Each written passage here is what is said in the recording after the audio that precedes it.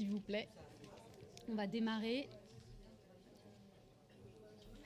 Les intervenants, qui je sais sont en train encore de parler derrière la porte. Je vais aller chercher.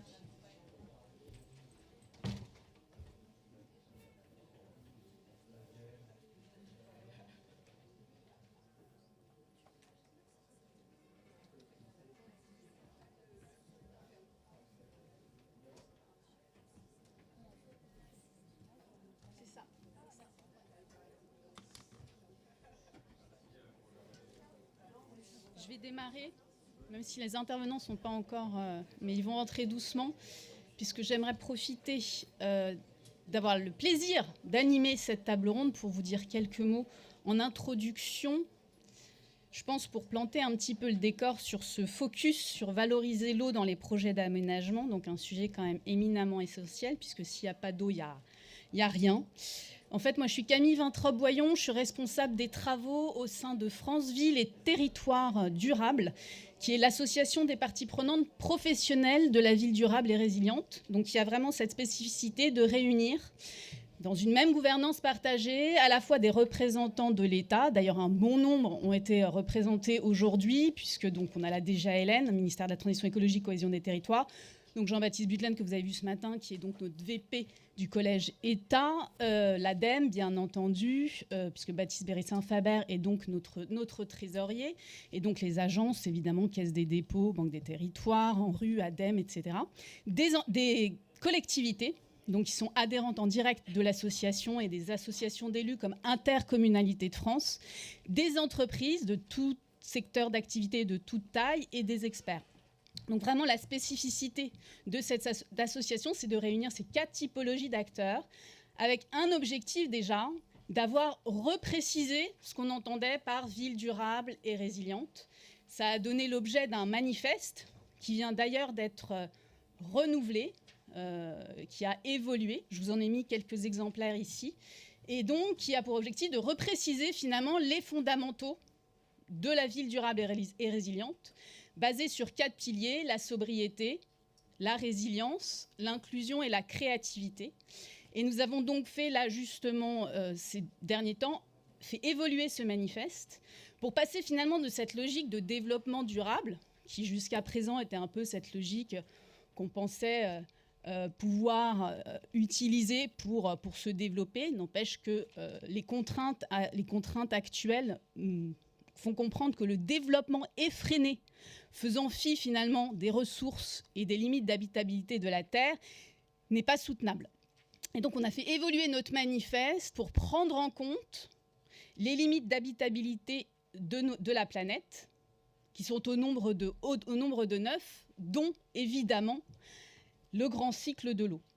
Donc je voulais juste qu'on arrive à ce point-là, et que donc la nouvelle finalement métrique, la nouvelle boussole finalement de la planification écologique doit prendre en compte les limites physiques de la Terre. Les limites au-delà desquelles nos conditions finalement d'habitabilité sont vraiment remises en question. Vous voyez d'ailleurs, là j'ai mis un petit schéma aussi sur l'état des nappes phréatiques en France. Donc ça va effectivement du bleu foncé au rouge. C'est largement quand même dans le jaune, hein, donc nos nappes phréatiques sont modérément et assez basses.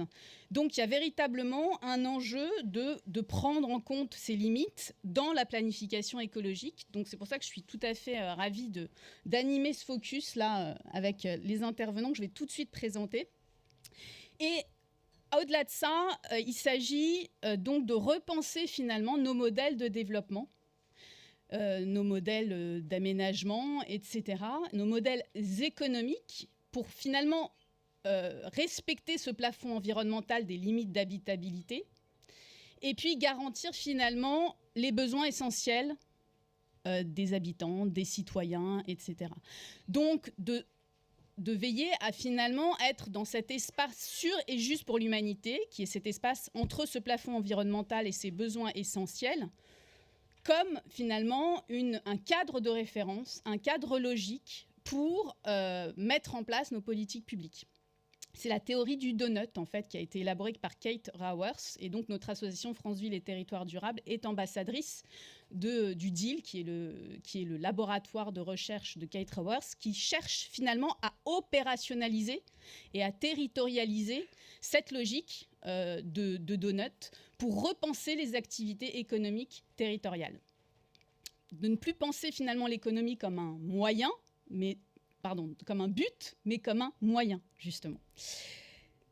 Et donc, juste quelques petits exemples, justement, pour parler plus particulièrement de l'eau. Un exemple qu'on aime beaucoup, et les exemples qu'on va voir aussi vont très, très bien illustrer cette nécessité, finalement, de régénérer le vivant, de régénérer l'eau, de préserver la ressource en eau, d'intégrer totalement, finalement, le vivant dans l'aménagement et dans nos projets d'aménagement.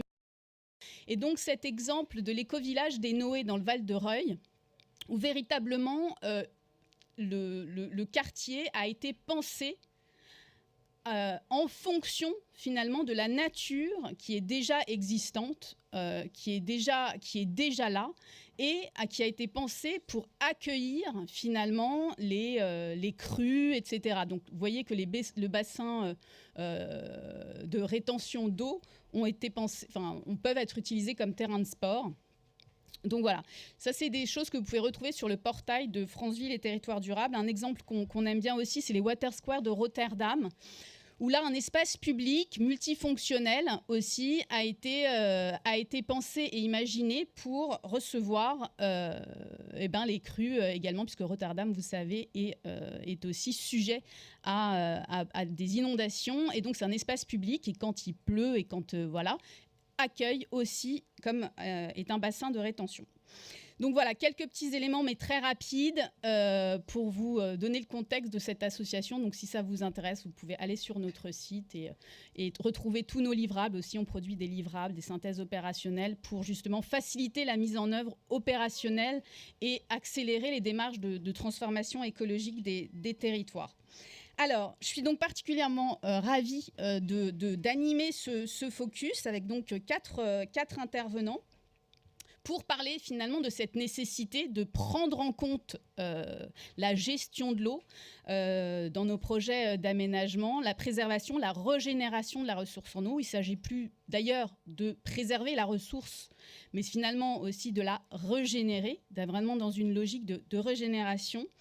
Et donc trois projets, trois exemples assez pertinents pour parler finalement de cette préservation, de cette régénération de l'eau à trois échelles différentes. Donc on va commencer, je vais vous présenter déjà les trois intervenants.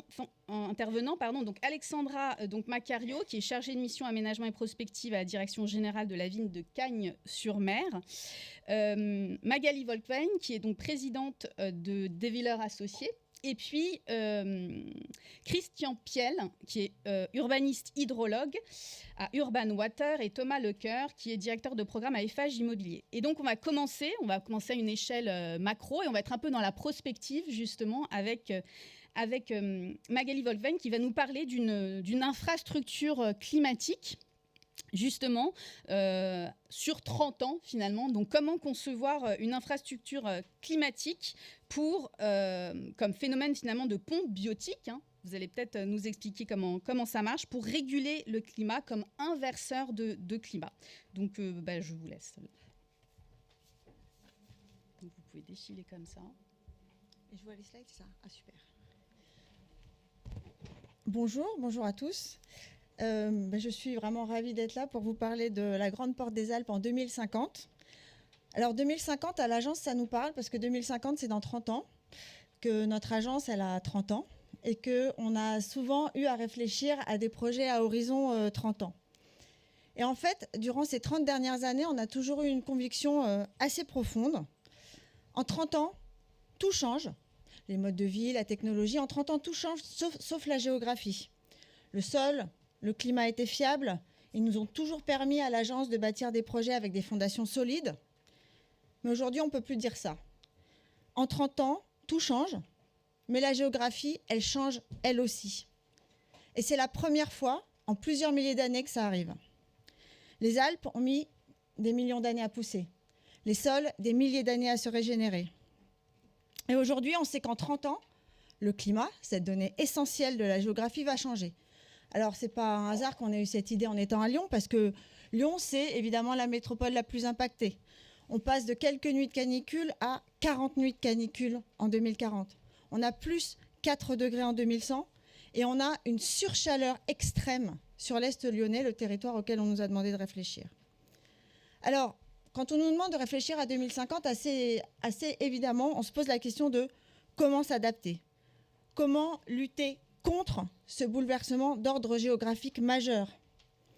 Notre conviction, aujourd'hui, c'est qu'il faut penser infrastructure. Que seules les infrastructures ont pu transformer en profondeur les villes. Et la chance qu'on a, c'est que 2050, c'est 30 ans, et c'est le temps qu'il faut pour construire une infrastructure.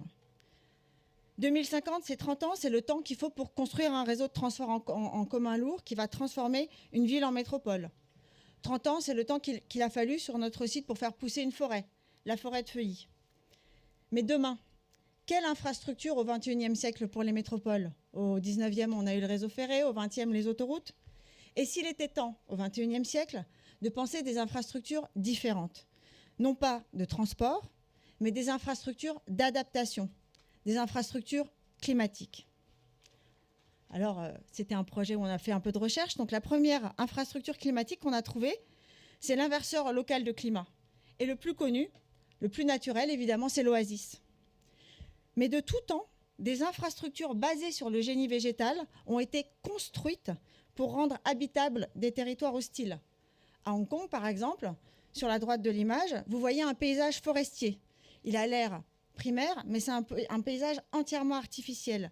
Il aurait été impossible d'habiter ces îlots de terre arides quand les colons sont arrivés. Il serait donc possible de cultiver l'eau. C'est d'ailleurs ce que nous dit Jean-Luc Galabert dans un très bel ouvrage « Comprendre les cycles hydrologiques et cultiver l'eau » que je vous recommande, et dans lequel il nous explique que c'est ce qui explique cette notion de cultiver l'eau, la différence de paysage entre l'Amazonie et le Sahara alors qu'elles sont aux mêmes latitudes. C'est ce qu'on appelle le phénomène de pompe biotique. Mais c'est quoi la pompe biotique? Au fond, c'est assez simple. C'est l'aspiration de masse d'air humide, le plus souvent depuis l'océan, vers les terres grâce au phénomène de pression atmosphérique qui peut être notamment engendré par la mise en place d'une très grande forêt, comme on a sur l'Amazonie. Et cette baisse de pression, elle peut être engendrée donc, par une grande forêt, venir des océans. À Lyon, elle peut venir aussi des massifs des Alpes. Et donc, on a calculé, parce qu'on avait des ingénieurs dans l'équipe, si on pouvait mettre en place un phénomène de pompe biotique. Mais avant ça, on s'est rendu compte que l'enjeu, c'est d'abord de régénérer le petit cycle de l'eau. C'est-à-dire qu'effectivement, partout, les pluies qu'on a sur un territoire, elles sont à 50% engendrées par l'évapotranspiration. Planter massivement, c'est donc cultiver l'eau, on y reviendra, et faire baisser fortement la température. On pourra y revenir aussi, ce n'est pas qu'une question d'ombre, c'est une question de transformation des calories. C'est donc sur ces bases qu'on a imaginé la fabrique de notre oasis lyonnaise. Il se trouve en plus que le territoire de la Grande Porte des Alpes sur lequel on nous a demandé de réfléchir, il se trouve au cœur de la nappe phréatique de l'Est lyonnais. Et que l'infrastructure hydraulique de Lyon, elle est fortement menacée à terme avec une baisse forte des débits des fleuves du Rhône et de la Saône. On a donc posé comme postulat que protéger cette nappe, précisément située sous les terres brûlées de l'Est lyonnais, pouvait à la fois participer activement au projet historique lyonnais métropolitain de rééquilibrage est-ouest de la métropole et nous permettre d'imaginer une nouvelle infrastructure climatique qui viendrait en retour en secours à toute la métropole. Alors, cette nouvelle infrastructure climatique, vous l'aurez compris, elle prend la forme d'une infrastructure forestière. Elle a vocation à se penser en 3D, du sous-sol au sol à la canopée. Alors, pourquoi en 3D? Parce que la nappe de l'Est lyonnais, elle est recouverte d'une couche d'alluvions glaciaires qui sont très perméables. C'est un sol acide et très perméable. Donc, le sol sur la nappe, c'est un sol nu qui surchauffe, avec une eau qui s'infiltre et qui pollue immédiatement la nappe, si elle est elle-même polluée. Bon, il se trouve que sur ce territoire, on a la 43, on a l'aéroport, on a des zones d'activité économique. Donc voilà, c'est une source de pollution. Donc la première question qu'on s'est posée, c'est comment imaginer un sol qui retienne l'eau en surface et qui la filtre, le temps que la forêt pousse. Et la deuxième question, c'est celle des sources. On parle d'oasis. Où trouver de l'eau pour démarrer la machine forestière? Alors, pour répondre à ces questions, on a imaginé la recréation d'un sol avec décompactage et, pour désacidifier, ajout de boue des steppes, et la création d'un système d'irrigation low-tech. On reviendra sur cette notion de low-tech, mais c'est vraiment fondamental. Il n'y a rien qui n'existe pas dans les technologies qu'on propose. Ce système, il a vocation à être alimenté par un réseau de fermes à eau urbaine en circuit court qui utilisent les eaux grises de la ville et les purifient. J'ai coutume de dire, quand on plante de la ville, on fait jaillir de l'eau, parce qu'à un moment donné, si on se mettait en peine de réutiliser ces eaux grises, on pourrait effectivement créer des systèmes d'irrigation performants à grande échelle. On a d'ailleurs calculé que pour irriguer entièrement les 2000 hectares de la Grande Forêt, de 100 km², il ne faut que 80 hectares de ferme à eau. Et qu'aujourd'hui, sur ce grand territoire, on a 8000 hectares de zones d'activité économique et de lotissement, et que cette ville, elle génère largement assez d'eau pour irriguer ces 20 000 hectares de futures forêts. Mais une fois qu'on a l'eau et les sols de démarrage, comment est-ce qu'on fait pour faire se rencontrer l'infrastructure forestière et la ville? Comment faire quand le sol est déjà occupé en grande partie, quand on a 40% d'open field, d'agriculture, d'agriculteurs, d'activité économique, quand on a 25% de zones d'activité et autant de villes habitées? Le projet que nous proposons, c'est d'abord un projet évidemment qui s'adapte et qui s'infiltre. Ce n'est pas une forêt primaire, il ne s'agit pas de tout raser. Pour qu'il fonctionne comme une pompe biotique et décaler significativement les pluies vers la métropole, nous avons calculé que cette infrastructure forestière doit offrir une densité moyenne de canopée de 50%. Mais cette moyenne, elle a vocation à se décliner différemment en fonction des occupations des sols. Et puis évidemment, c'est un projet qui se phase, comme vous le voyez à l'écran. À chaque fois, j'ai du mal à passer à cette slide. Je ne sais pas comment faire. Voilà. On y est. Donc la première étape du phasage, pour nous, c'est d'imaginer une infrastructure primaire qui va pouvoir s'appuyer sur les infrastructures de transport public qui sillonnent la nappe. On propose donc, par exemple, que l'autoroute A43 sur cette section-là soit transformée en parkway, c'est-à-dire bordée de 2 bandes épaisses de forêt linéaire. Idem pour les départementales, les chemins ruraux, qui sont tous positionnés sur du foncier public et qui peuvent servir de base à ce grand maillage de la forêt, ce grand maillage. Mais au-delà de ce maillage primaire, comment est-ce qu'on fait pour transformer la ville en profondeur sans la fragiliser? Dans notre concertation, on avait des échanges avec de nombreux acteurs économiques. Comment est-ce qu'on fait pour atteindre un indice moyen de canopée de 50% sur les lotissements, sur les ZAE, sur les centres commerciaux? Surtout qu'aujourd'hui, sur l'Est lyonnais, l'indice moyen de canopée, il est de moins de 15%. Alors la chance qu'on a, c'est que sur cette très grande porte des Alpes, on est sur un territoire dit de première génération, qui est encore mutable. Et ce n'est plus vraiment le cas d'un certain nombre d'autres territoires dits de deuxième, troisième, cinquième génération, comme le cœur de métropole, par exemple. Mais faire muter, ce n'est pas faire disparaître. Les enjeux de proximité, les enjeux d'autonomie territoriale, à l'heure du ZAN notamment, nous indiquent qu'il faut maintenir de l'emploi sur place, qu'il faut éviter qu'il ne fuit encore plus loin. Alors comment faire quand les zones d'activité sont déjà saturées, qu'on n'y vend plus de foncier, qu'il faut restructurer des zones qui se dégradent aujourd'hui et dont l'occupation est de moins en moins productive? Donc, on a fait plein d'études, là c'est un extrait évidemment. Nous, on s'est focalisé effectivement sur différents sous-secteurs, et sur ce sous-secteur, par exemple, on observe bien la dégradation des espaces publics, l'occupation commerciale d'une zone qui devrait être productive, évidemment l'indice de canopée à 0. La stratégie qu'on propose, elle consiste donc à imaginer une mutation en douceur, en commençant par végétaliser où c'est possible, en accompagnement par exemple des chemins piétons, puis organiser rapidement la mutation des fonciers obsolètes. On a la chance d'être dans une métropole qui se saisit de ces enjeux. On a parlé ce matin de la dissociation des sols et des immobiliers. Donc l'idée, c'est évidemment de travailler au déménagement des fonciers commerciaux pour les mettre dans des zones accessibles au transport en commun, et puis de proposer de nouveaux bâtiments productifs qui ont vocation à être portés par des foncières parapubliques, qui sont dédiés en majorité à la location, qui vont permettre un cycle de vie des entreprises plus intéressant, et qui seraient portés en R+2-3 par ces foncières. On a examiné tous les cas de figure, mais un dernier cas, pour finir l'illustration, qu'est-ce qu'on peut faire de ces 83 km d'open field qui sont surchauffés et qui occupent la nappe de l'Est lyonnais? Ici, l'essentiel de l'agriculture, elle est destinée à l'export, alors qu'en fait, il faudrait renforcer l'autonomie alimentaire. C'est donc un modèle, on a parlé ce matin du coût de l'inaction, c'est un modèle qui est naturellement, qui va être pénalisé par le coût des transports. On a une rentabilité de cette zone la plus chaude de la métropole à terme en agriculture qui va forcément se dégrader. Donc on pense en particulier à cet endroit-là que le modèle de l'agroforesterie est pertinent.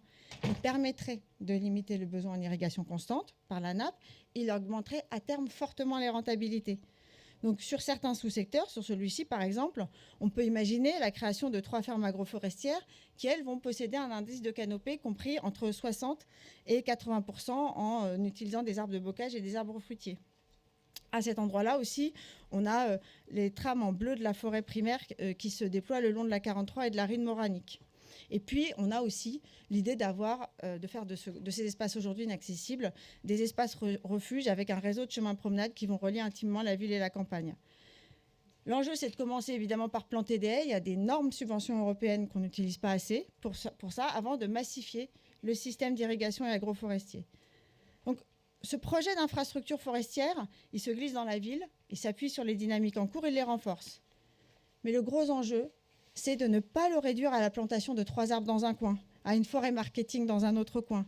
Comment est-ce qu'on fait pour le rendre? Premier, systémique, efficace et puissant. On est convaincu qu'il faut créer un organisme métropolitain ad hoc pour ce grand projet, que l'innovation de ce projet, comme de tous les grands projets, n'est pas dans la technologie mais dans le montage.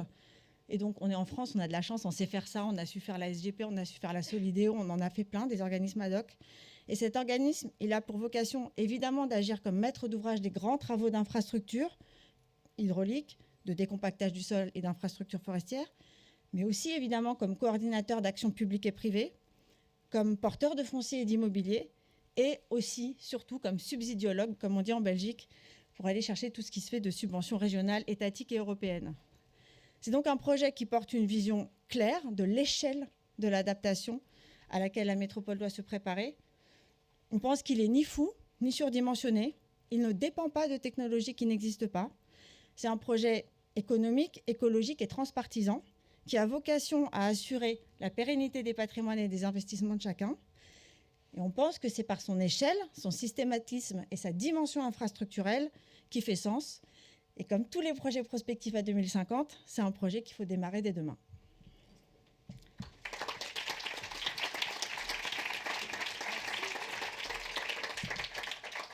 Ça marche? Tu veux? Ça marche? Oui, vous m'entendez? Merci beaucoup Voilà. Magali. Eh ben, on a évidemment quelques minutes pour des questions. J'imagine que ça a suscité pas mal d'interrogations finalement ce projet prospectif sur 30 ans. Est-ce qu'il y a des questions dans la salle? Je vois qu'il n'y en a pas en ligne. Bonjour. Oui, pardon, j'ai déjà le micro. Quand vous dites demain, du coup, vous avez déjà des perspectives sur un programme de réalisation ou... Alors, ce qui est très chouette, c'est que c'est à la fois un projet prospectif lancé dans le cadre d'une étude, d'une consultation internationale. Donc, on était 3 équipes de maîtrise d'œuvre à réfléchir ensemble. Ce projet a été porté par la métropole de Lyon, qui s'interroge aujourd'hui sur la déclinaison préopérationnelle, réglementaire et opérationnelle des différentes idées fortes qui se dégagent de cette consultation.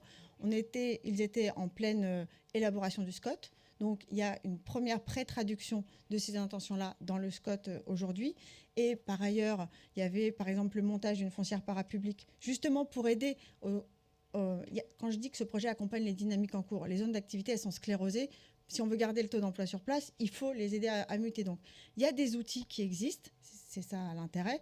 Et donc, l'idée, c'est comment on les met au service d'une vision qui puisse aller loin. Donc, dès demain, oui, dès aujourd'hui, en fait. N'hésitez pas à vous présenter avant de poser vos questions. Bonjour, Amandine Richaud-Crante de l'ADEME. Moi, je me posais la question sur le temps long. Déjà, merci, la présentation était très bien, puis ça donne plein de choses à penser et à réfléchir. La question précédente était une question que je me posais aussi sur comment on fait demain, mais surtout comment on fait jusqu'en 2030, sachant que malheureusement, le rythme politique, de changement politique, n'est pas en capacité aujourd'hui de s'inscrire sur un temps long, et on peut, d'un mandat à un autre, changer complètement ce choix-là. Est-ce que... Alors, j'ai bien compris que l'organisme pourrait justement être garant de ça, mais est-ce que c'est une question que vous réfléchissez, à laquelle vous réfléchissez, donc peut-être avec la métropole de Lyon, mais vraiment qui est prise en compte, parce que c'est toujours ça, le problème du long, le problème de la prise en compte de la transition, c'est qu'on recommence perpétuellement à zéro dès qu'on a une nouvelle équipe électorale ou communale. Donc, c'est une question hyper pertinente dans notre pays. C'est vrai que ce qui est assez chouette à Lyon, c'est que c'est quand même déjà une métropole, la seule en France, qui a une légitimité démocratique à l'échelle de la métropole, suffrage universel direct. Donc, elle est en capacité de porter des projets à cette échelle-là. Mais au-delà de ça, l'organisme que j'évoque, ou la cellule qui s'en occupera, a vocation d'abord à traduire ça en politique publique. Donc, aux différentes échelles, le SCOT c'en est une, mais il y a d'autres politiques publiques à l'échelle des bassins dans lesquelles ça peut être traduit. Les politiques, elles dépassent, ces grands documents réglementaires dépassent parfois les mandats, ne sont pas toujours remis sur la table à ce moment-là. Ensuite, on a parlé ce matin, et c'est évident, des enjeux de portage de foncier à long terme. On voit que le PIF en France a déjà une filiale de portage à long terme. On connaît les mécanismes. Donc, typiquement, pour faire muter des zones d'activité ou des zones commerciales, ben voilà, on va acheter, par exemple, il y a un but, on achète le terrain du but, on le laisse dessus, et avec ses loyers, au bout de 9 ans, bon, ben voilà, on a rentabilisé le prix du terrain, et on peut l'utiliser à plus long terme. Donc, je pense qu'il faut combiner les différents sujets. Et après, souvent, ce qui met aussi les gens d'accord, c'est quand il y a de l'argent. Et donc, c'est quand même le gros sujet d'aller se doter d'une capacité à aller chercher des financements pour faire. Parce que finalement, si on fait un projet et qu'il est gratuit, et donc le public-privé, c'est un gros sujet aussi. On a énormément d'organismes. Alors, par exemple, Groupama décide de planter 1 million d'arbres par an, mais ils cherchent des terrains. Bon, bah déjà, on a les arbres. C'est déjà pas mal. Ensuite, l'agence de l'eau. Bon, bah déjà, on a le réseau d'irrigation.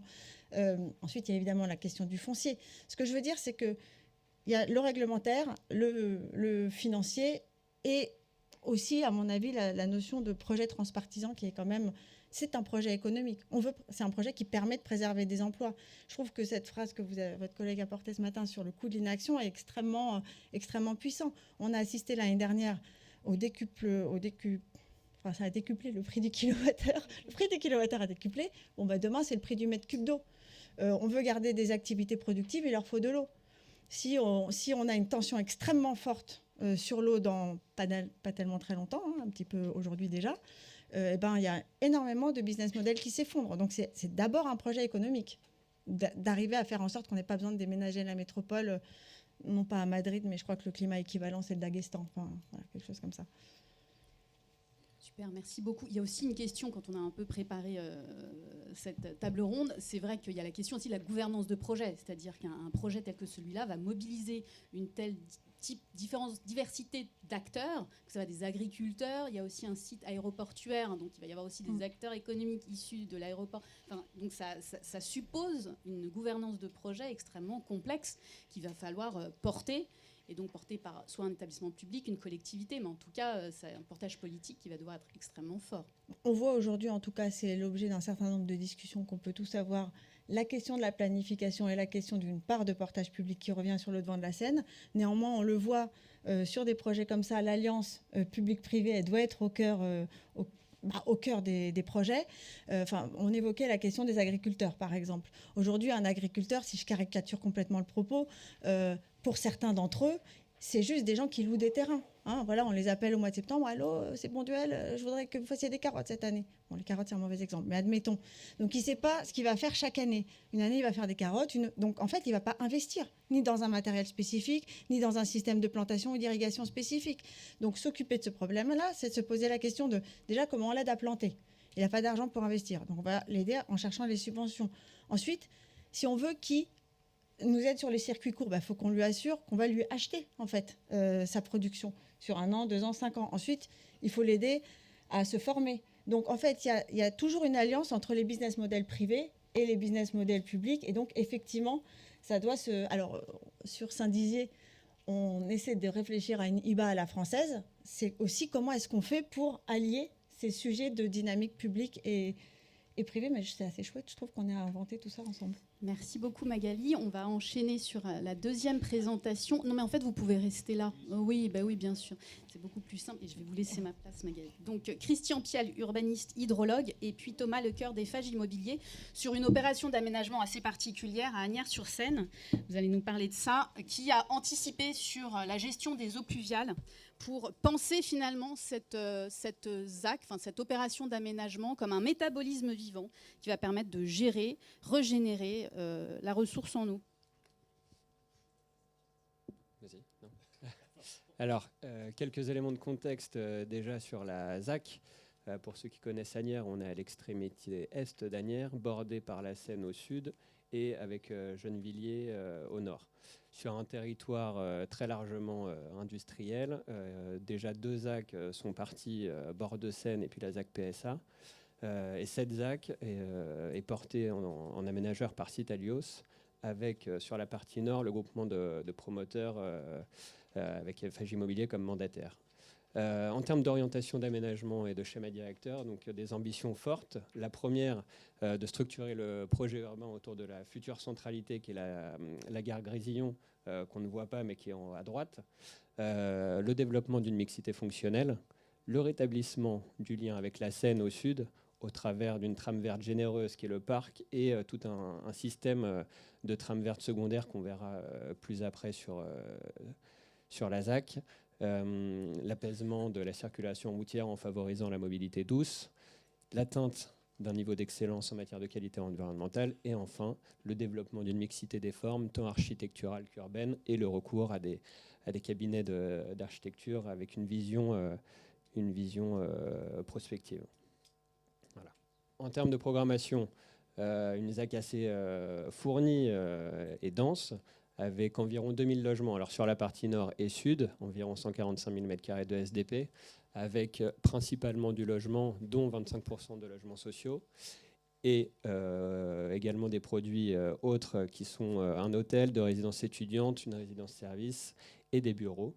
Le tout avec une centralité commerciale, notamment au nord sur l'avenue des Grésillons, avec une moyenne surface alimentaire et d'autres petites cellules commerciales qui viennent animer ce mail nord. Et puis en termes d'équipement public, la requalification des terrains de sport au sud et la création d'un groupe scolaire et d'une crèche au nord et d'un grand parc public qui crée le lien entre le nord et le sud jusqu'à retrouver le lien avec la Seine. Voilà, donc c'est une opération d'aménagement qui est intéressante parce qu'elle illustre bien.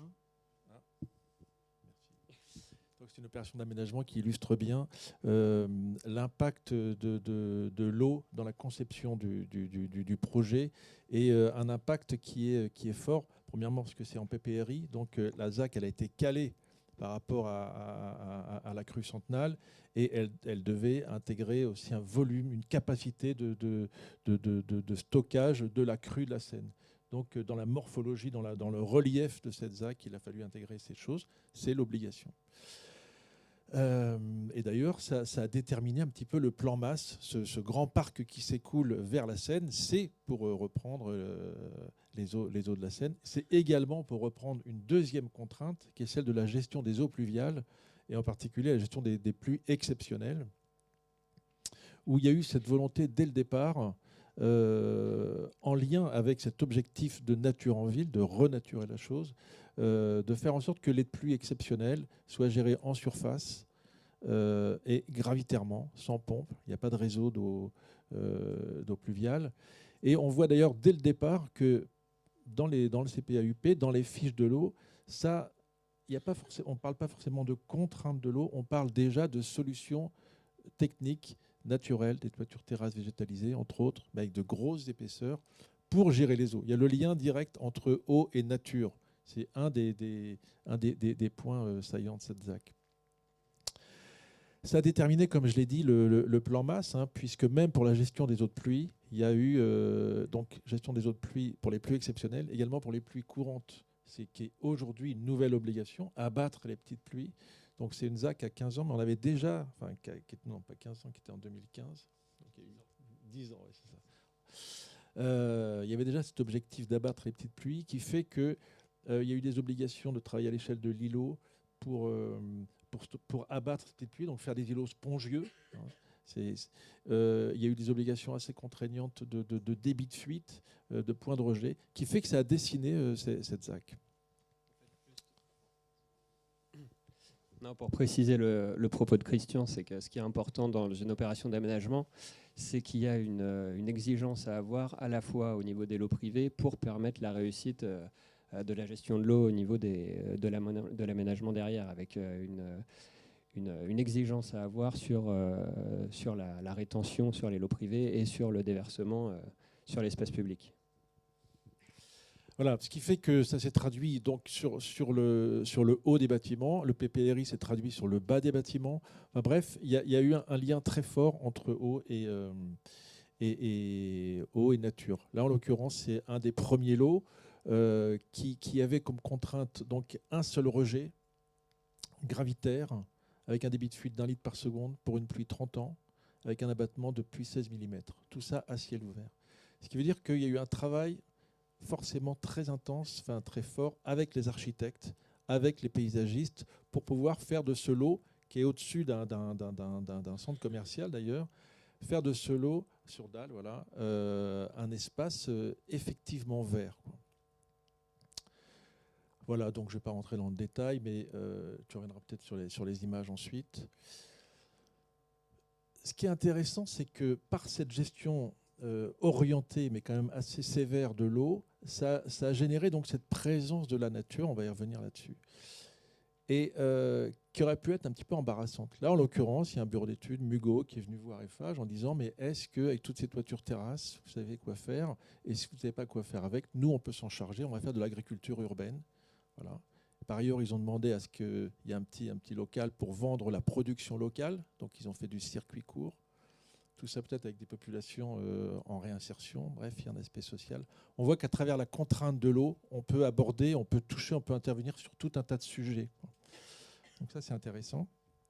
On voit qu'on peut communiquer sur la chose. Aujourd'hui, quand on se promène dans la ZAC, il y a des panneaux qui indiquent qu'il y a une gestion valorisante et environnementale de l'eau. Et on voit, donc c'est une ZAC qui est un petit peu ancienne. Aujourd'hui, on continue à travailler ensemble, d'ailleurs, avec Magali également, juste à côté. Et on commence même, l'approche, elle est aujourd'hui d'insuffler même de l'eau grise à l'intérieur. On a des expériences, on travaille sur les eaux d'une piscine qu'on récupère à Strasbourg. Voilà, sur le lien avec la nappe qu'on a à Bruxelles. Bref, aujourd'hui, dans la ZAC sur laquelle on va travailler ensemble, on va réintégrer aussi les eaux grises. Tout ça pour montrer qu'on va générer des sols qui sont en milieu urbain, mais qui sont des sols très actifs, parce que d'une certaine épaisseur quand même, très correctement hydratés, complètement intégrés dans le cycle de l'eau. Je ne vais pas parler de la pleine terre, mais où il y a aussi ce respect, ce lien avec la nappe, qui fait qu'on va produire dans un tissu urbain très dense des qualités de sol qui sont très certainement, et même j'en suis sûr, supérieures à la qualité d'un sol agricole, par exemple. Ce qui veut dire que si on se met dans la logique du ZAN, où aujourd'hui, effectivement, le rapport il est uniquement quantitatif, il faut compenser un terrain imperméabilisé par de la nature, mais on ne parle pas encore de fonction des sols. Mais dans les services qui y réfléchissent, services de l'État, plus ça va, plus on est en train d'envisager le ZAN en voyant quelles sont les fonctions qu'offrent les sols. Et on échangera pas forcément en termes de surface, mais en termes de fonction. Et là, on voit que, dans cette ZAC et ailleurs, on voit que les sols, par la gestion des eaux, vont avoir des fonctions assez importantes en termes de rafraîchissement, en termes de biodiversité, en termes d'usage, en termes social. Voilà, donc je me dis que assez globalement, il faut revoir comment on aborde ces sols, et on peut voir, comme tu disais tout à l'heure, que la ville peut être un facteur pour faire jaillir les eaux. Voilà, j'aime bien cette expression. Voilà, je crois que c'est le cas ici de façon assez probante. Voilà.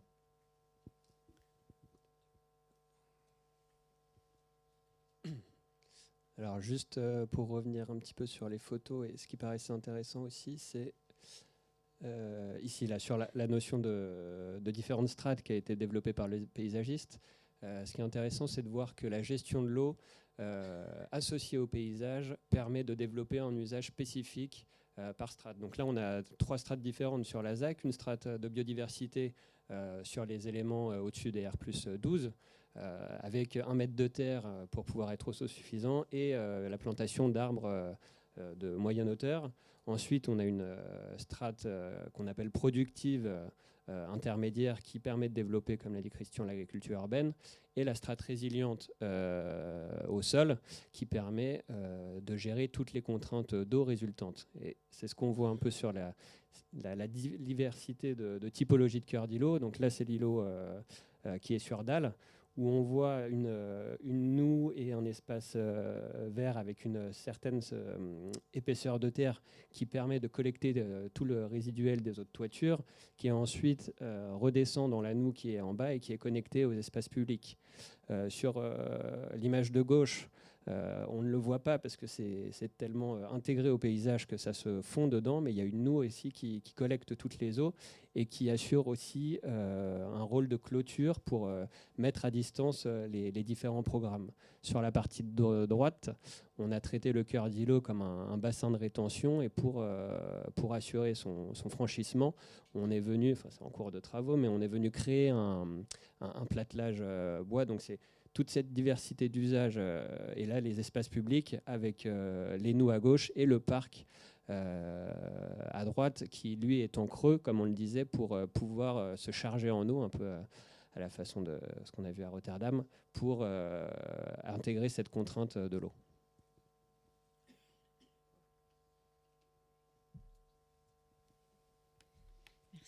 Merci beaucoup. Est-ce qu'il y a des questions là tout de suite qui suscite des questions?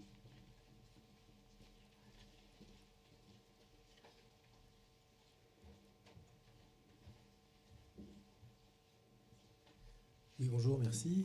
Samuel Gauthier, architecte conseiller. J'ai une petite question sur l'ingénierie qui a été développée sur ce projet, à savoir est-ce qu'il y a aussi l'ingénierie aérolique qui s'est ajoutée à ça sur la densification de ces îlots? Parce que le bénéfice de la gestion de l'eau utilisée et gratuite de l'eau de pluie peut aussi être bénéfique si on a une bonne gestion aérolique sur un écoquartier aussi dense que celui que vous proposez. Non, ce n'est pas le cas, mais c'est complètement raison d'aborder ce sujet parce que c'est lié. Nous, par ailleurs, on travaille sur effectivement la création d'îlots de fraîcheur en quartier NPNRU, liés à l'eau, évidemment. Et forcément, on a intégré un bureau d'études, en l'occurrence Franck Boutet, pour travailler sur l'ensoleillement et sur le vent. Évidemment, c'est lié. Enfin, l'idée, elle est là, hein, elle est de maximiser la fonction rafraîchissante des sols.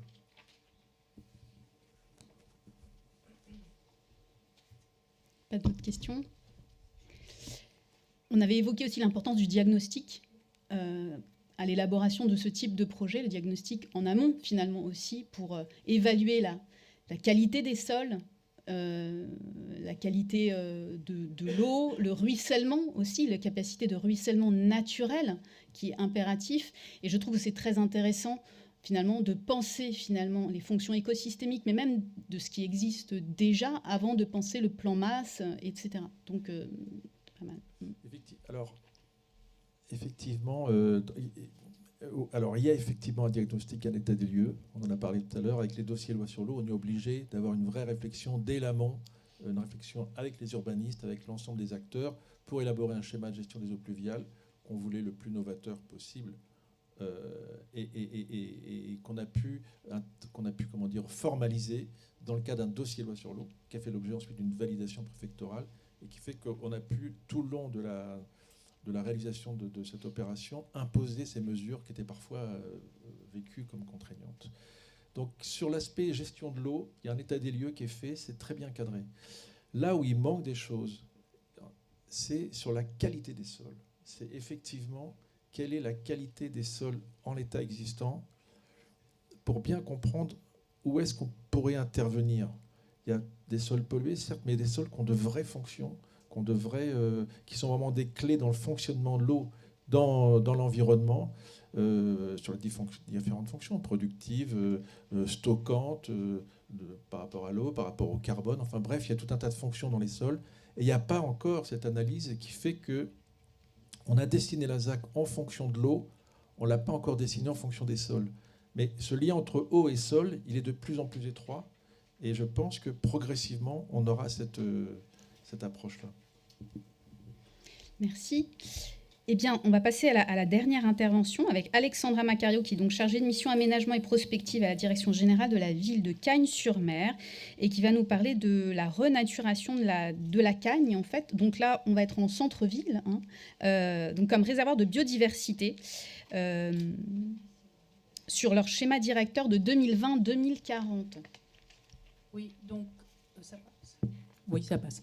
Donc Cagnes-sur-Mer, deuxième ville de la métropole Nice-Côte d'Azur, donc à l'ouest du Var, hein, le grand fleuve, qui est donc traversé. J'enclenche comme ça. Hein.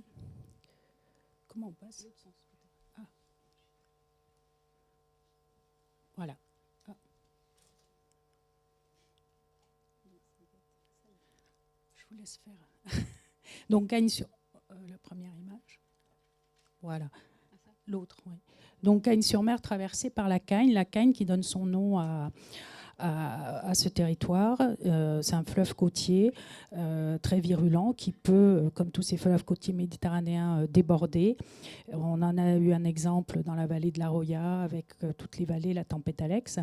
Et le territoire est marqué par des crues et donc la population a été marquée par certaines grandes crues 2003-2015 mais aussi par les assecs. C'est-à-dire qu'il ne faut jamais oublier que l'eau, c'est aussi quand elle disparaît, et on en a ces années et les premiers assecs de 2003.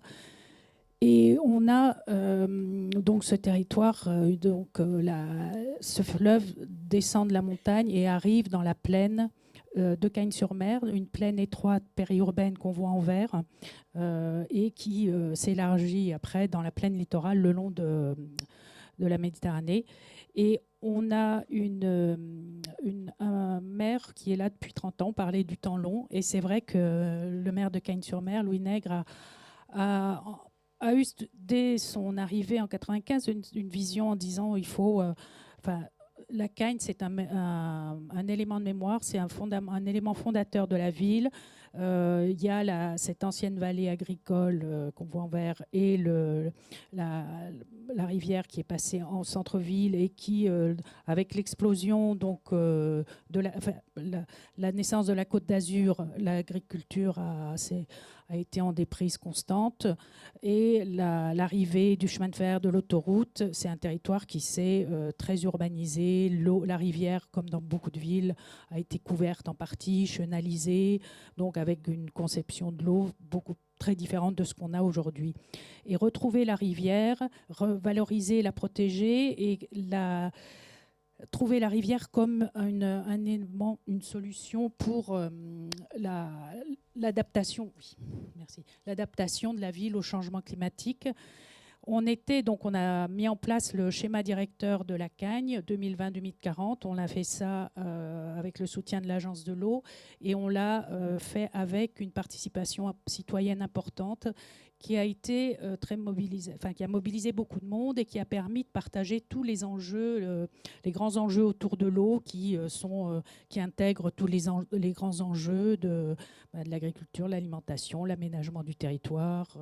On est dans une vision écosystémique, la nature en ville, et on était à la croisée aussi d'un autre gros projet de centre-ville qui est l'écoquartier Cagnes-Bivillette, où on voit la Cagne au milieu qui était chenalisée. Et donc ça a été, en même temps que l'on faisait le schéma directeur, on était en phase préopérationnelle sur l'écoquartier, et ça a remis en cause le projet du côté de projet paysager de renaturation. On a voulu une ambition plus forte sur la Cagne, en démolissant le chenal, bien sûr, et en travaillant d'un point de vue hydromorphologique très fort, d'où un changement. Donc, on était avec la société d'aménagement, la SPL, et qui a fait appel à une AMO en hydromorphologie, biotech de Lyon, d'un bureau d'études, pour retravailler cette vision de la renaturation, où on a donc vraiment symboliquement envoyé, on a entre 50 ans après avoir chenalisé le territoire, on démolit le fond et tout le canal en béton. On est sur 200 mètres, hein, donc c'est un projet qui est démonstrateur du schéma directeur. Donc c'était ça aussi qui était intéressant, c'est-à-dire qu'on parle, mais on agit aussi, et on avait tout le long du chantier des visites et des citoyens qui étaient là à poser des questions. Il y a eu une appétence aussi pour les questions techniques, hydrauliques, notamment sur les ateliers d'hydromorphologie, donc un partage là, de connaissances qui a aussi fait évoluer les compétences de chacun et un travail collectif. Et le chantier a duré 1 an, puisque on avait donc des contraintes environnementales, d'intervention dans la rivière, et tous les gros travaux ont été faits, donc de démolition, de terrassement, pour finir donc de mars à décembre 2022. Et on est actuellement en phase au-delà de la rivière, sur le parc, une zone d'expansion. On est en train de requalifier le parc. Et on voit ici que dès le début, le maire avait aussi demandé à ce que cet espace soit sanctuarisé pour un espace de biodiversité, avec, une fois que le projet, les aménagements seront stabilisés, un accès à la rivière. Mais on voit dès le mois de septembre déjà la rivière qui reprend, la nature qui reprend ses droits, les méandres qui ressurgissent, alors qu'on avait un espace pauvre. On a un enrichissement au cours des mois, au cours des saisons. Et donc c'est pour dire aussi que ce travail, c'est un travail collectif, avec la commune comme au centre du portage, à la fois politique et une volonté, une ambition forte, et des acteurs, des parties prenantes multiples, avec l'appui de la métropole, l'appui de l'agence de l'eau, qui est bien sûr important, tant technique que financier, et surtout l'Europe, qui a financé le projet à plus de 70%, la région. Et donc la commune n'a pas investi, parce que c'est des projets lourds qui coûtent cher, hein, et essentiellement dans toutes les infrastructures, c'est-à-dire démolir, reconstruire des berges terrassées. Et puis aussi tous les parties prenantes de la biodiversité qui ont été là durant le chantier pour les comptages, les suivis. On a une espèce protégée au niveau européen, c'est l'anguille européenne. On a fait ça aussi pour elle, on a fait ça pour les Cagnois, mais on a fait ça pour le territoire et pour tous les vivants, c'est-à-dire la Fédération de pêche aussi a fait des comptages. On est dans un suivi, on était accompagné par la LPO, et on a toutes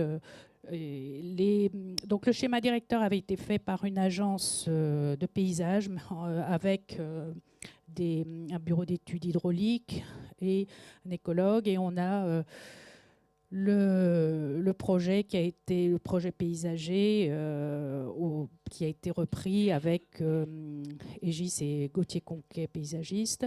Donc toute une multitude d'acteurs, et les citoyens bien sûr qui étaient partie prenante. Et on est dans un cercle vertueux, je dirais. On a essayé et c'est un retour d'expérience. On se rend compte après que le projet avance et se bonifie par l'arrivée de chacun, des compétences et une volonté d'aller plus loin et de se poser les questions simples, et d'avoir les gens qui savent, tant les pêcheurs que l'association des migrateurs qui étudient et qui font le suivi de ces petites anguilles.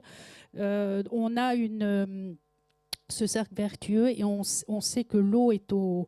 Donc on le disait, hein, les intervenants tout à l'heure, l'eau c'est quand même la source de vie, c'est l'élément fondateur du paysage, c'est l'élément à la fois physique mais aussi symbolique, c'est-à-dire l'attachement d'une population à cette rivière. Et on l'a vu au cours des participations citoyennes, même si ceux qui étaient là n'étaient pas forcément originaires premiers de cette ville, mais l'eau est toujours un élément attractif. Et l'eau, donc ça a été autour de ces grands enjeux, et on continue cette approche en développant, en mettant en œuvre le schéma directeur. On a récemment ouvert un nouveau parc qui a été créé à l'estuaire, enfin pas loin de l'estuaire, sur la base d'une... on verra après sur le schéma, à la place d'une ancienne station d'épuration. Et là aussi, l'ambition au cours du projet, avec cette retour d'expérience de la renaturation, on a été aussi plus loin sur la renaturation du sol avec une expérience innovante de mycorhisation. C'est-à-dire qu'on a recherché à recréer un microbiote, pas microbiote, mais le microbiote du sol, la microfaune, les champignons qui favorisent la régénération des sols. Et ça a été aussi vertueux dans la mesure où on économisait des charrois de camions, des charrois de l'apport de terre qu'on aurait pris ailleurs. Et on redéveloppe donc des fonctionnalités du sol, et c'est aussi un élément comme sur l'approche hydromorphologique sur le centre-ville, un support aussi de pédagogie pour les visiteurs, les habitants qui commencent aussi à réfléchir à ces questions-là. Et donc les contraintes ont été transformées en atouts, ça on le voit, c'est-à-dire que l'eau, on nous a toujours parlé de PPRI, de contraintes, risque inondation. Certes, c'est un risque, mais ça nous permet, cette nouvelle approche, de voir autrement et de changer notre vision, et d'avoir une approche intégrative entre services, avec les citoyens, avec tous les décideurs. Et on a eu une contrainte avec le calendrier WIFEDER, donc de financement de l'Europe, puisqu'on avait un an, on avait une deadline, et avec le Covid, on a fait, ça a été un peu la course contre la montre pour avoir en temps et en heure les entreprises et avoir l'opération finie, mais on a tout fait, mis en œuvre pour eux. Et je dirais aussi la fierté collective, parce que tant au niveau des décideurs qu'au niveau des citoyens qui s'emparent du projet. Et on a, avant le premier coup de bulldozer, de démolition, on avait fait la fête de la nature. On avait participé dans ce parc qui est mitoyen à la rivière. On l'a refaite pendant le chantier, et on va le refaire encore. Là, le parc est en chantier, mais on la refera aussi dans ce lieu. Et ça devient, disons, une appropriation, et d'autant que si je reviens sur cette opération, elle est au cœur de l'écoquartier, c'est-à-dire que ça a été la première phase de l'opération écoquartier qu'on voit donc en bas à gauche. La deuxième phase, c'est le parc, et enfin, après, on fait la construction, les immeubles. Et on a été très surpris, agréablement surpris, c'est qu'il n'y a eu aucun recours sur l'écoquartier, sur le permis de construire, parce qu'il y avait une adhésion, puisqu'on a fait aussi une participation en même temps citoyenne sur l'écoquartier. Et je pense qu'il y a eu une compréhension sur un partage de l'effort et du travail et de l'ambition pour ce site qui est en centre-ville, et ça représente 25% du centre-ville. Ce qu'on voit là, les 7 hectares, centre-ville où il y a une mixité sociale, du petit commerce et le programme de l'écoquartier. Et on est dans ce lien manquant entre le centre-ville plus ancien et le bord de la rivière, donc on y retrouve. Et actuellement, on continue la mise en place du schéma directeur en amont sur toute la plaine agricole qu'on va transformer. À terme, on y veut retrouver l'agriculture vivante en agroécologie, mais on a le schéma directeur qui nous borne toute une sanctuarisation des berges, donc un espace de renaturation en milieu périurbain. Donc, on a moins de contraintes de démolition, mais on a des contraintes plus foncières, puisqu'on a une rivière qui n'est pas domaniale. Et on est là sur ce travail-là. Et en aval, on a l'ambition aussi de renaturer carrément l'embouchure, c'est-à-dire là où on est très contraint et où il y a des problèmes de refoulement en cas d'inondation. Et puis, tout ça pour le bien du territoire, le bien de ses habitants et du vivant. Et là, c'est cette diapo-là, c'est-à-dire que pour nous, le vivant, c'est la matrice de l'aménagement, le vivant dont nous faisons partie. Et donc, on a le vivant qui est notre lieu de vie, c'est notre écosystème, et on travaille sur le territoire. Le paysage, c'est aussi une composante donc, qui est l'esthétique, la mémoire, le cadre de vie, la ville, bien sûr, et puis on a les citoyens, les acteurs et la commune à qui on demande d'organiser et de travailler pour le bien de ce territoire. Donc c'est voilà, et on en est là, donc on a encore du temps à faire, du travail. Voilà. Merci beaucoup.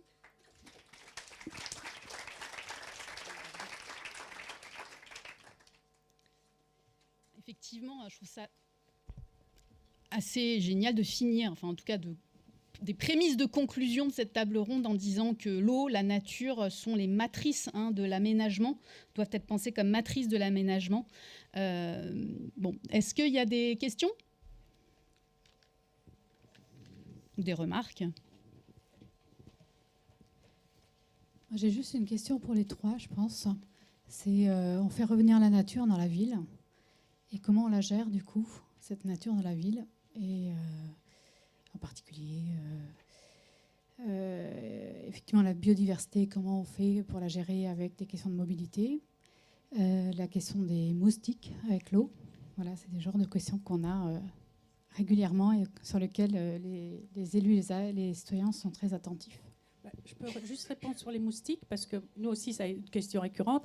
Mais avec la trame noire et la renaturation, tous les parcs et le long de cette rivière, on éteint les lumières la nuit. Donc on a un retour des chauves-souris. Et les chauves-souris, elles peuvent manger jusqu'à 30 000 moustiques par nuit, jusqu'à 60 000 en été. Enfin, c'est-à-dire qu'il faut donner des chiffres.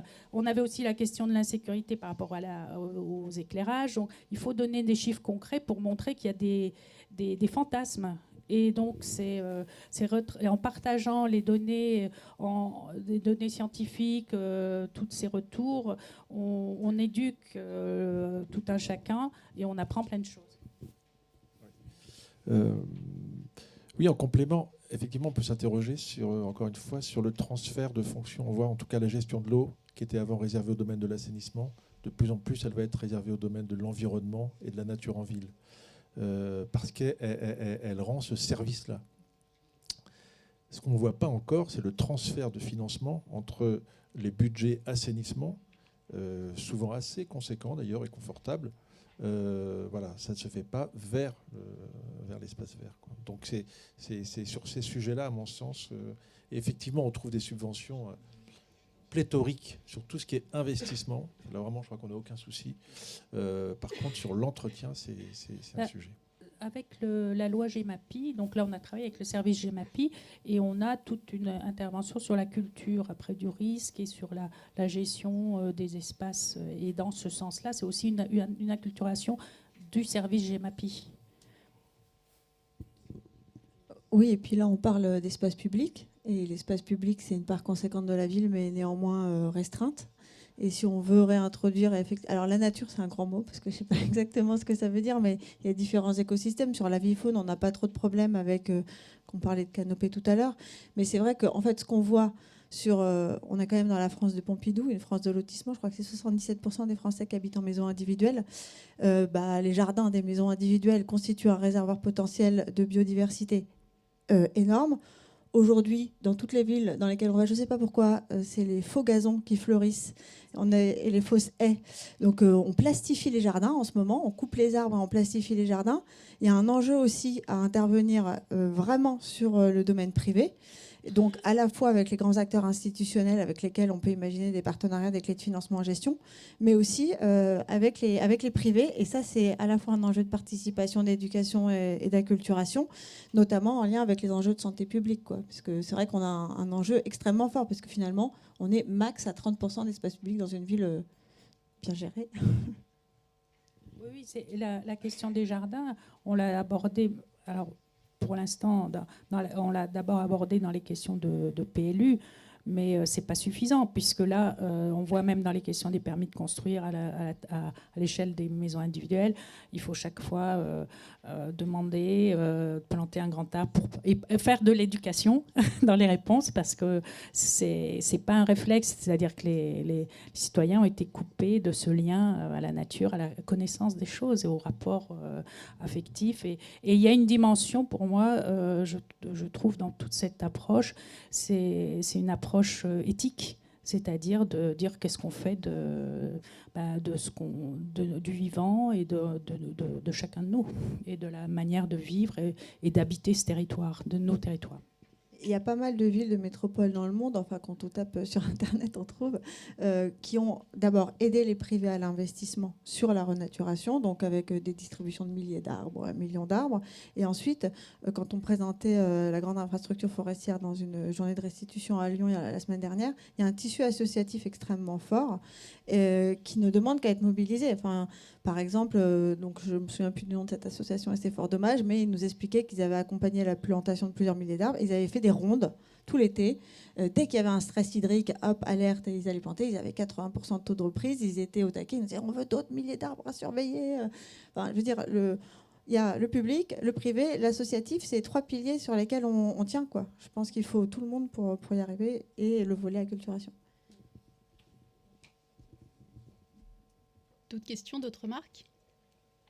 Le secteur privé en France aussi commence vraiment à se mobiliser sur ces questions-là. On parle d'entreprises régénératives, ou en tout cas de viser des modèles économiques régénératifs. Il y a le mouvement Impact France quand même, qui est un réseau d'entreprises très mobilisé pour revoir finalement des modèles d'affaires qui intègrent les limites d'habitabilité dont on parlait au départ. Le grand défi pour la planète aussi, qui a formulé plus d'une centaine de recommandations pour mettre en œuvre aussi de façon opérationnelle finalement la façon de régénérer nos territoires, de réparer aussi, parce que là, il ne s'agit même plus de régénérer, mais aussi de réparer le vivant. Ça faisait partie aussi de votre présentation.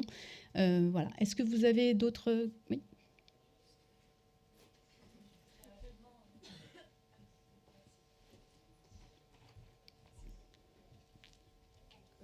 Bonjour, Claire Mouquet de l'ANRU. Je ne sais pas si c'est toujours de votre ressort, mais quand vous parlez de milliers d'arbres, est-ce que vous ne heurtez pas un problème de fournisseurs d'arbres ? Enfin, je me demande des pépinières. Est-ce qu'il n'y a pas tellement une demande qui fait qu'il y a un décalage entre les arbres disponibles à un certain âge qui soient déjà prêts pour avoir un impact sur les endroits où vous allez les planter ? Oui, alors c'est vrai que effectivement, c'est toujours la question de l'offre et de la demande. Tout à l'heure, je mentionnais des grands partenaires privés qui, grâce au marché du carbone, la compensation carbone, s'engagent. Donc, je mentionnais Groupama avec son million d'arbres, mais il y en a plein d'autres. Donc, du coup, eux, ils engagent des acteurs type pépinière pour être Voilà, donc de fait, on a justement tous ces arbres gratuits qui cherchent des terrains dont il faut se saisir.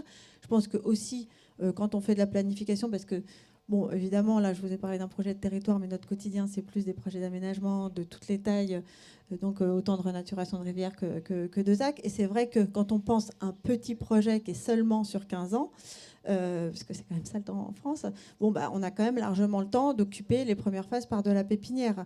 Et donc, avec du partenariat, d'apporter au moins au quartier autour Alors après, oui. oui, c'est un petit budget parce qu'on n'a pas de business model si facile que ça. Juste pour rajouter aussi, parce que maintenant, dans tout le mouvement de retour au local, on a une réflexion, enfin les paysagistes ont une réflexion, et nous, en tant qu'opérateurs privés, on l'accompagne sur le fait d'utiliser une végétation en lien avec le site sur lequel on vient l'implanter. Donc il y a du coup une diversité d'arbres. On ne va pas planter 100 000 chênes, mais ça va être en fonction des territoires sur lesquels on va construire l'opération immobilière ou d'aménagement qu'on va utiliser telle ou telle essence. Et donc finalement, c'est assez bien réparti sur le territoire.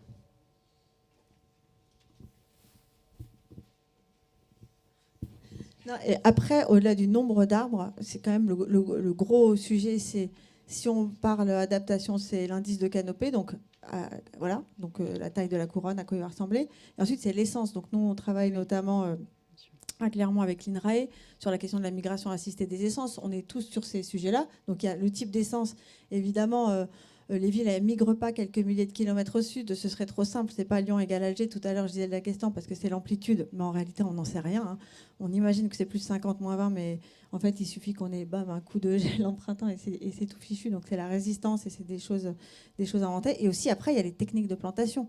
Enfin, on parle de foresterie urbaine. Vaut mieux planter 100 sions super serrés et ensuite éliminer. Ou par exemple, on a souvent coupé des arbres parce qu'on avait un bilan phytosanitaire qui nous disait qu'ils allaient mourir. Oui, peut-être pas, en fait. On plante à côté et on attend qu'ils soient en descente de cime. Mais ça nous fait quand même 15 ans où on garde de l'ombre, quoi. Donc c'est à la fois le nombre, mais ensuite, tous ces sujets-là qui sont au moins aussi importants.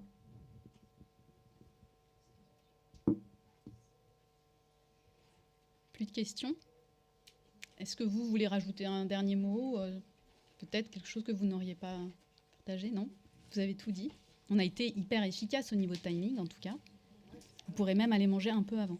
Écoutez, merci beaucoup.